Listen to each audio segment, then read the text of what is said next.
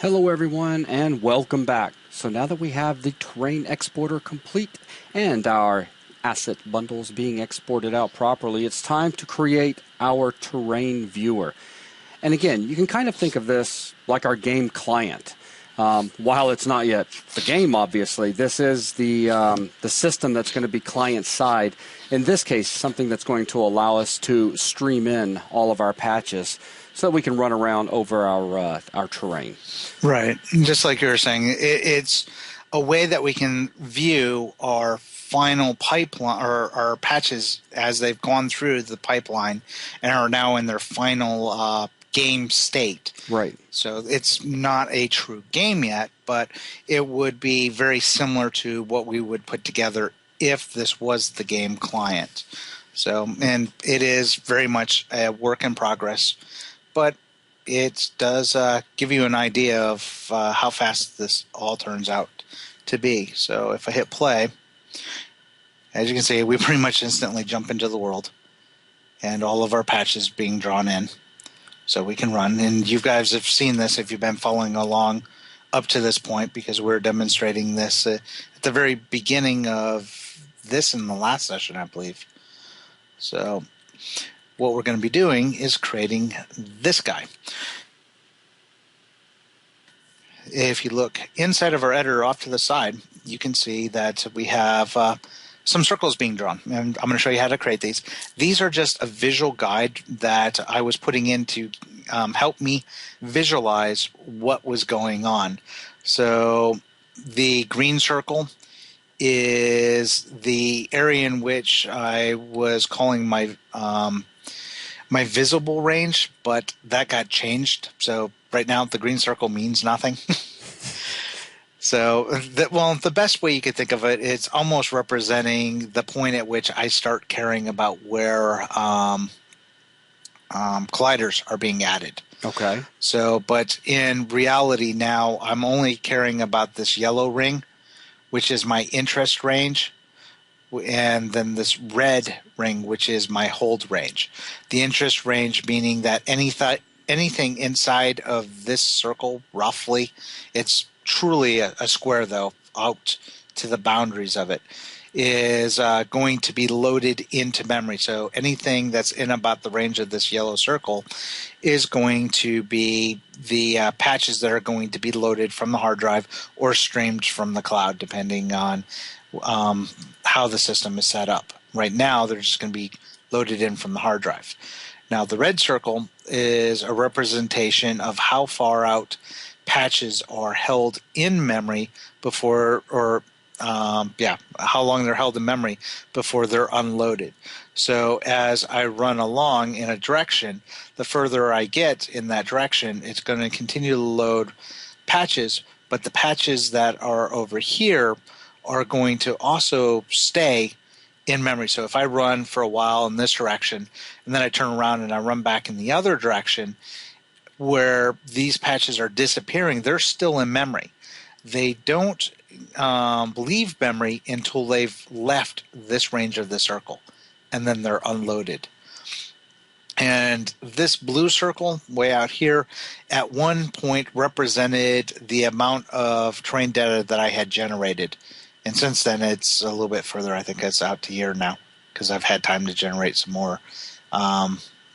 more area of the patches.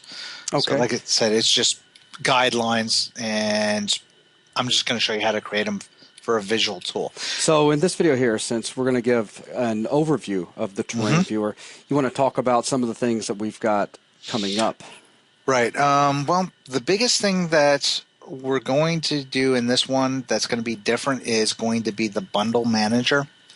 So the bundle manager is, well, the bundle manager and the bundle asset or bundled asset are a couple of classes that work together that are going to control the orchestration of loading and unloading asset bundles from memory. Because one of the things that we don't want to do is block operations of our game. We want our patch loading to be asynchronous in nature. So we want to be able to say, hey, I need this patch, go get it. But because of the nature of the web and hard drives, there's going to be a finite amount of lag. So we either, try to wait for it, which would block and shut down our game and we'd see stuttering, or we offload that and say, hey, go do that, and whenever it's done, can you let me know? Thanks. So by default, there is no manager that orchestrates that. The www class inside of Unity pretty much says, hey, give me a URL and I'm going to go and load it. But it doesn't tell you when that's been loaded. You have to go back and periodically check yourself. What the bundle manager is a wrapper around the www class specifically tailored to dealing with asset bundles. So what we're going to be able to do is tell the bundle manager that, hey, here's the URL of the bundle that I would like you to load. When that's done loading, I want you to run this set of instructions. So we're going to be using some anonymous delegates to perform some actions, particularly in our case, instantiating these the prefabs that have been loaded via an asset bundle. So the way it works is basically as we run in a direction or we look in a direction, if those particular patches haven't been loaded, it's going to determine what patch that is, what zone it is in. It's going to build the URL based off of that information. That's going to get sent to the bundle manager as a request that says, hey, load this. And the moment that's done, perform these actions. And then we're going to send in the anonymous delegate of the functionality to do when that's done. And basically that's to instantiate the prefab and drop it into the world if it's still valid. Okay. And then we'll have a train manager that works similar to the one that you're familiar with back in the train sculptor days and even in this one when we're looking at the train exporter. Mm-hmm. Well, not so much the train generator part of it. The train exporter, well, we were still running around and I was demonstrating how fast we could still run with smaller patches. Okay, right. That particular train manager, we're going to have a boiled down version of it that does the same thing. It's still going to go, okay, what patches need to be created, and then go get those, but instead of creating the patches from scratch, it's going to request them. Okay. But it's also still going to control some of the visibility aspects. So, but it's a much, much simpler train manager than we've had before. The other major change that we've got, and actually, let me correct that statement. The train manager no longer handles the loading and unloading and visibility like it did before. It does handle the request to load the asset bundle itself. But we're going to have another class that's a mono behavior that's called the patch updater. And this is a mono behavior that's going to be attached to every prefab that gets instantiated. So we're basically going to load in these asset bundles. We're going to instantiate a copy of them. And then each one of them is going to get this patch updater script attached to it. Now, this patch updater is the one several videos back when I mentioned that we're going to have a common train asset bundle, mm-hmm. and it's going to be the one that contains the material and all that information.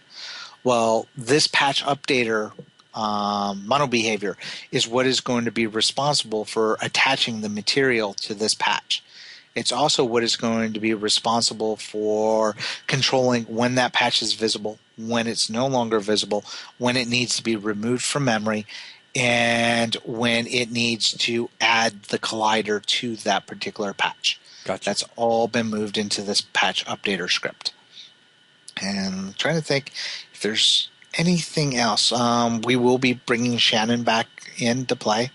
So that brings up an interesting one. I was on the forums today a little bit, just kind of perusing, and I had run across a thread where people were talking about the TP camera class, mm-hmm. particularly the one that's enchanted inside of the latest well, in all of our Terrain R&D stuff, and wondering if that was going to be the case because they've been modifying it, and they don't like having to rely on calling on the TP camera functionality to find positions and stuff. Shannon is a temporary stand-in because it's a pre-built system that we already have on tap. So we're going to continue to use her for the foreseeable future. But by all means, if you don't want to use Shannon, use your own camera system. This one particular individual was mentioning that he's using the first-person camera system for his. And that is completely up to you. Use any camera system you want. The one that we're using is just so we don't have to, recreate the wheel on this particular part of it. It's just something we throw in really fast. We can continue to use her. We will be making some modifications to her here and there. And then when we get to the TerrainExporter part of it, we will be creating a new third-person camera that's going to work more like a Maya-style camera. Right. So, and then later on in the R&D, we will build a new full-fledged system that's much, much more robust than anything you guys have seen up to date for the third-person camera system. Right. So I did want to mention that as well when I saw that. But other than that, I can't think of anything off the top of my head unless you can think of anything else you'd like to add. No, in the next video we can get started with project setup and then move on from there. So let's go ahead and wrap this video up, and we will see you guys in the next. Thanks a lot.